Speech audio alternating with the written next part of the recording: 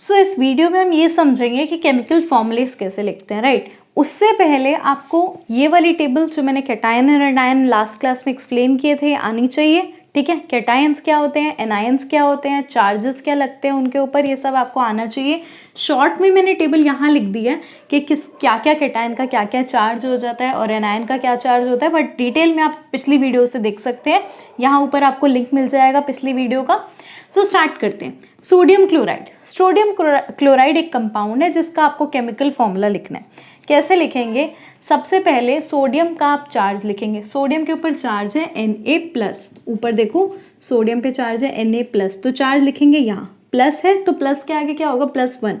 अगर कुछ भी नहीं लिखा हो ना तो मतलब होता है 1, तो यहाँ चार्ज क्या होगा, +1। क्लोराइड देखो, क्लोराइड अगेन वहाँ फर्स्ट कॉलम में लिखा हुआ है, क्लोराइड होता है Cl, ठीक है। चार्ज क्या है, -1, ठीक है। तो अब क्या है, अच्छा एक चीज़ ध्यान रखना, मैं क्लोराइड को Cl- ऐसे लिखती हूँ। आप चाहें तो सिंपल ऐसे भी लिख सकते हैं, बात सेम है, बस एक तरीका हो जाता है रिप्रेजेंट करने का। सो वो सर्कल मैंने ऐसे ही लगाया, उसका कुछ खास मतलब नहीं है, ठीक है। अब क्या है, क्रॉसओवर रूल लगाएंगे। क्रॉसओवर रूल मतलब इसका ऐसे एरो और इसका ऐसे एरो, मतलब इसका चार्ज इसके पास और इसका इसके पास। लिखेंगे कैसे, Na1Cl1, ऐसे लिखना चाहिए। यहाँ पे माइनस या प्लस नहीं लगाएंगे, ठीक है। ये माइनस और प्लस सिर्फ आपको दिखाने के लिए है, लेकिन यहाँ पे यूज़ नहीं होना इसका माइनस या प्लस का, ठीक है। तो करना क्या है, Na1Cl1, इसका चार्ज इसके पास, इसका इसके पास, मतलब इसका नंबर, ठीक है। अब एक चीज़ ध्यान रखनी है कि जब भी 1 होता है तो उसको शो करने की ज़रूरत नहीं होती, तो इसका कंपाउंड का फॉर्मूला होगा NaCl, सिंपल, ठीक है, NaCl। नेक्स्ट देख लो, पोटेशियम आयोडाइड। पोटेशियम का अगेन K+ होता है, तो K यहाँ लिखूंगी मैं +1। आयोडाइड, आयोडाइड I-1 होता है, यहाँ मैं लिखूंगी -1। क्या करूंगी, क्रॉस लगा दूंगी, क्रॉस इसका चार्ज इसके पास और इसका इसके पास, बनेगा क्या, ये Ki। देखो होना चाहिए K1I1, बट मैं बोल रही हूँ 1 में नहीं लगाती, तो बनेगा क्या, Ki। नेक्स्ट देख लो, मैग्नीशियम क्लोराइड। मैग्नीशियम क्लोराइड में मैग्नीशियम के ऊपर चार्ज है Mg, वो वाली ग्रुप में देख लो चार्ज है मैग्नीशियम के ऊपर Mg2+, तो मैं यहाँ लगाऊंगी +2 या फिर 2+, सेम बात है, यहाँ +2 लिखूँ या फिर मैं 2+ लिखूँ, सेम चीज़ है, ठीक है। तो याद रखना यहाँ मैं +2 की जगह ये भी लिख सकती हूँ 2+, बात सेम है। यहाँ लिखूंगी क्लोराइड Cl-1, वहाँ देखो क्लोराइड फर्स्ट नंबर पे, Cl-1, क्रॉसओवर रूल लगाऊंगी। क्रॉसओवर रूल कहता है इसका चार्ज इसके पास, इसका नंबर इसके पास और इसका इसके पास, ठीक है। ये चार्ज का मतलब ही वैलेंसी होता है, बाकी वैलेंसी डिटेल में मैं नेक्स्ट चैप्टर में समझाऊंगी वैलेंसीज एक्चुअली होती क्या है। अभी आप ये समझ सकते हैं, ये जो चार्ज मैं लिख रही हूँ यही इसकी वैलेंसी है, ठीक है। तो Mg के आगे क्या लिखूंगी मैं, Mg1, Cl के आगे क्या लिखूंगी, 2, Cl2। और मैं बोल रही हूँ जहाँ जहाँ 1 होता है वहाँ वहाँ लगाने की ज़रूरत नहीं होती, तो हमारा कंपाउंड बन गया MgCl2। आई होप आपको समझ आ रहा होगा, ठीक है। तो जिंक ऑक्साइड, जिंक ऑक्साइड में थोड़ा ऊपर यहाँ लिख देती हूँ, जिंक ऑक्साइड। जिंक के ऊपर चार्ज होता है Zn2+, तो यहाँ लिखूंगी 2+ या फिर +2। नेक्स्ट है ऑक्साइड, ऑक्साइड होता है O2-, तो यहाँ लिखूंगी 2-, ठीक है। अब यहाँ देख लो, जिंक ऑक्साइड मुझे लिखना है, तो मैं क्या लिखूंगी, क्रॉसओवर रूल लगाया। क्रॉसओवर रूल कहता है Zn2, Zn के साथ यहाँ 2 लगाऊंगी, O2, ये बनना चाहिए Zn2O2। अब होता क्या है, रूल के अकॉर्डिंग अगर हमारा दोनों जगह सेम चार्ज हो जाए तो मैं लोएस्ट फ्रैक्शन में डिवाइड कर देती हूँ। अब लोएस्ट फ्रैक्शन में डिवाइड करने का मतलब है दोनों को डिवाइडेड बाय 2 कर दिया, तो बना ZnO, ठीक है। एक तो ये तरीका हो गया समझने का। दूसरा तरीका ये हो गया कि दोनों में अगर सेम नंबर है, 2 2 3 3 ऐसे करके सेम नंबर है, तो आप कैंसिल करके 1 1 लिख दो, मतलब ये बना ZnO, ठीक है। दोनों जगह 2 2 थे, मैंने कैंसिल कर दिया और बना क्या, ZnO, ये बन गया। यहाँ से 2 हट गया, यहाँ से भी 2 हट गया, क्योंकि दोनों जगह सेम था, ठीक है। ZnO इसका फॉर्मूला होगा, जिंक ऑक्साइड। आगे कुछ एग्जांपल्स देख लो। सो मैंने यहाँ पे और कुछ कंपाउंड्स लिखे हैं। जिंक कार्बोनेट, जिंक कार्बोनेट आपने लिखना है। जिंक क्या होता है, Zn2+, तो यहाँ लिखूंगी Zn2+ या फिर +2, ठीक है। कार्बोनेट होता है CO3 2 माइनस, यहाँ लिखा हुआ है कार्बोनेट, लास्ट नंबर पे CO3 2 माइनस। अब याद क्या रखना है, ये जो 3 है वो नीचे है, देखो यहाँ कार्बोनेट ऐसे लिखते हैं CO3 2 माइनस, तो 3 नीचे है और 2 ऊपर है, तो चार्ज इसका 2 माइनस है, ठीक है, 3 नीचे ही रहेगा। यहाँ इसको वैलेंसी में मत लेकर जाना, नहीं तो आंसर गलत हो जाएगा। CO3 2 माइनस ऐसे लिखते हैं, चार्ज 2 माइनस होगा, क्रॉस ओवर रूल लगाया, इसका चार्ज इसके पास और इसका चार्ज इसके पास, ठीक है। अब ये कार्बोनेट क्या है, हमारा पॉली एटॉमिक आयन है। लास्ट टाइम मैंने पॉली एटॉमिक आयन्स बताए भी थे, यानी वो वाले आयन्स जिसमें जो एक से ज़्यादा एटम से बने। कार्बन और ऑक्सीजन 2 अलग अलग एटम है जिससे आयन बने, तो पॉली एटॉमिक आयन है। तो रूल कहता है कि अगर पॉली एटॉमिक आयन हो तो हम उसके आगे एक ब्रैकेट लगा देते हैं, उसके जब हम उसका केमिकल फॉर्मूला लिख लेते हैं। जैसे कि यहाँ मैं लिखूँ जिंक Zn, क्या लिखूँगी यहाँ 2CO3, पॉली एटॉमिक आयन है तो इसके यहाँ ब्रैकेट लगा के फिर मैं लिखूँगी यहाँ 2 Zn2CO3 whole twice.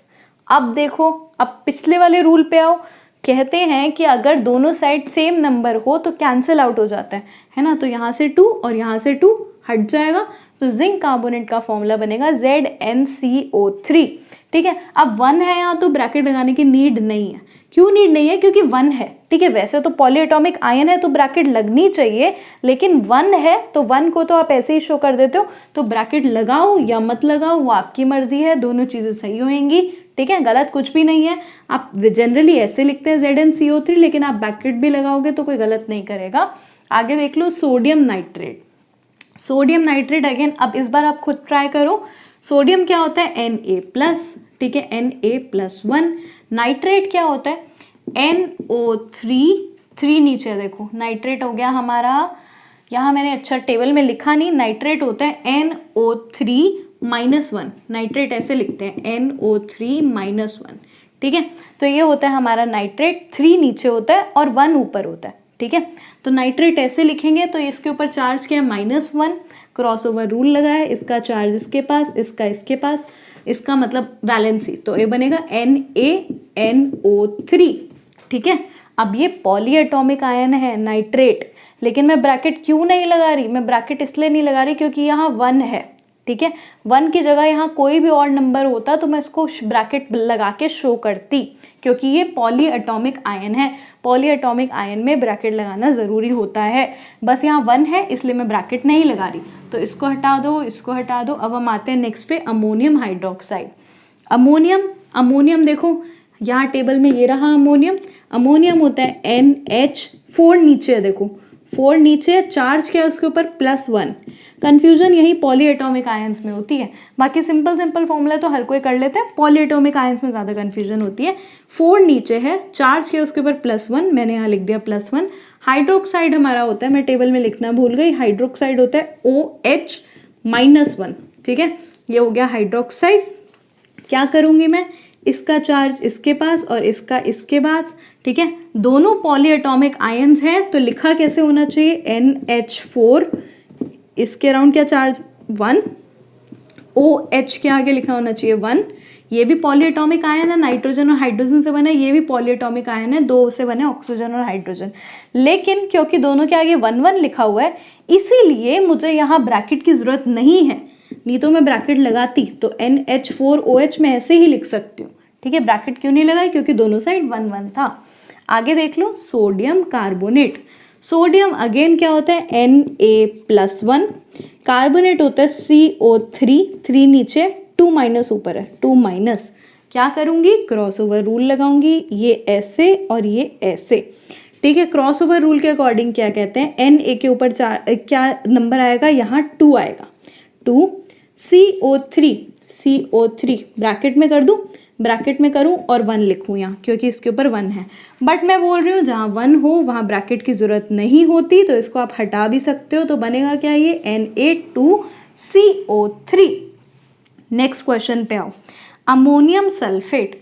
Ammonium sulphate में क्या होगा, अमोनियम अगेन NH4, यहाँ लिखूँगी मैं +1, सल्फेट होगा, सल्फेट के ऊपर देखो ये रहा सल्फेट SO4 2-, यहाँ SO4 नीचे है, चार्ज क्या है 2-। क्या करूँगी, क्रॉस ओवर रूल लगाऊंगी, ये यहाँ ये यहाँ, तो बनेगा क्या, NH4 पॉली एटॉमिक आयन है, इसलिए मैं ब्रैकेट लगाऊंगी, इसके साथ नंबर क्या लिखूंगी, NH4 के साथ 2, ब्रैकेट लगा के 2, SO4 again SO4 poly atomic ion है, मतलब एक से ज़्यादा एटम से बना है, तो SO4 के आगे नंबर क्या लगाऊंगी, 1, तो बनना क्या चाहिए, NH4 होल ट्वाइस SO4 1, लेकिन यहाँ 1 है तो अगेन मैं बोल रही हूँ जहाँ जहाँ 1 हो वहाँ ब्रैकेट की ज़रूरत नहीं होती, लेकिन यहाँ 2 है अमोनियम के आगे तो यहाँ ब्रैकेट की ज़रूरत है, तो होगा ammonium NH4 whole twice SO4, ऐसे बनेगा। ठीक है, यहाँ ब्रैकेट होएगी और यहाँ नहीं होएगी, इस चीज़ का ध्यान रखना। ठीक है, अब क्या है, उल्टा भी आ सकता है, आपको एक केमिकल फॉर्मूलेस दिए और आपसे पूछा कि कंपाउंड का नाम क्या है, ऑल्दो वो ज़्यादा आसान होगा तो एक दो क्वेश्चन उसके भी प्रैक्टिस कर लेते हैं। सो करने से पहले एक बार ये अमोनियम सल्फेट, एल्यूमिनियम सल्फेट आप खुद लिख कर देख लो, एक बार पॉज करके आप लिख कर देख सकते हो। एल्यूमिनियम पे चार्ज होता है Al+3, एल्यूमिनियम पे चार्ज होता है Al+3, सल्फेट के ऊपर चार्ज होता है SO4, 4 नीचे है और 2- ऊपर है तो 2-। क्या करूँगी मैं, क्रॉस ओवर रूल लगाऊंगी, इसका चार्ज इसके पास, इसका चार्ज इसके पास, बनेगा क्या ये Al2। एल्यूमिनियम तो पॉली एटॉमिक नहीं है ना, एल्यूमिनियम का सिंबल Al ही होता है, पॉली एटॉमिक आयन कौन सा है, सल्फेट, सल्फर और ऑक्सीजन से बना है, तो SO4 ब्रैकेट लगाऊंगी, ब्रैकेट लगाई और साथ में मैंने क्या लिखा 3, तो ये बना हमारा SO4 होल थ्राइस। ठीक है, तो एल्यूमिनियम सल्फेट का ये फॉर्मूला होगा Al2SO4 होल थ्राइस। ठीक है, ये वाला क्वेश्चन काफ़ी बार रिपीट हो जाता है स्कूल एग्जाम्स में, तो इस चीज़ का ध्यान रखना, एल्यूमिनियम सल्फेट का ये फॉर्मूला होता है। अब कुछ मैंने फॉर्मूलेज लिखे हैं, आपको नाम बताना है। CaCO3, Ca क्या होता है, कैल्शियम, और कार्बोनेट क्या, CO3 क्या होता है, कार्बोनेट, ये तो सिंपल है। ठीक है, ये आप खुद कर सकते हैं, ये होगा calcium carbonate. Next K2SO4, K क्या होता है हमारा, पोटेशियम, K होता है पोटेशियम। SO4 क्या है, SO4 के ऊपर ये वाला आयन लगा होगा। ठीक है, तो ये क्या होगा हमारा सल्फेट, पोटेशियम सल्फेट। यहाँ देख लो CaCl2, ठीक है, C से कैल्शियम होता है, Ca से ये होगा हमारा कैल्शियम, Cl क्या होता है, क्लोराइड, तो ये होगा कैल्शियम क्लोराइड। ठीक है, तो ये इनके नेम्स हो गए। ठीक है, ऑल्दो ये वाला क्वेश्चन ज़्यादा आसान है, ये आप खुद कर भी सकते हो, कुछ प्रैक्टिस क्वेश्चन मैं वीडियो के नीचे डिस्क्रिप्शन बॉक्स में दे दूंगी। Until then you all can take care and if you do have any doubts you can post your doubts in the comment section। मैं कोशिश करूँगी वो सब अटेम्प्ट करने की। So until then take care, bye bye।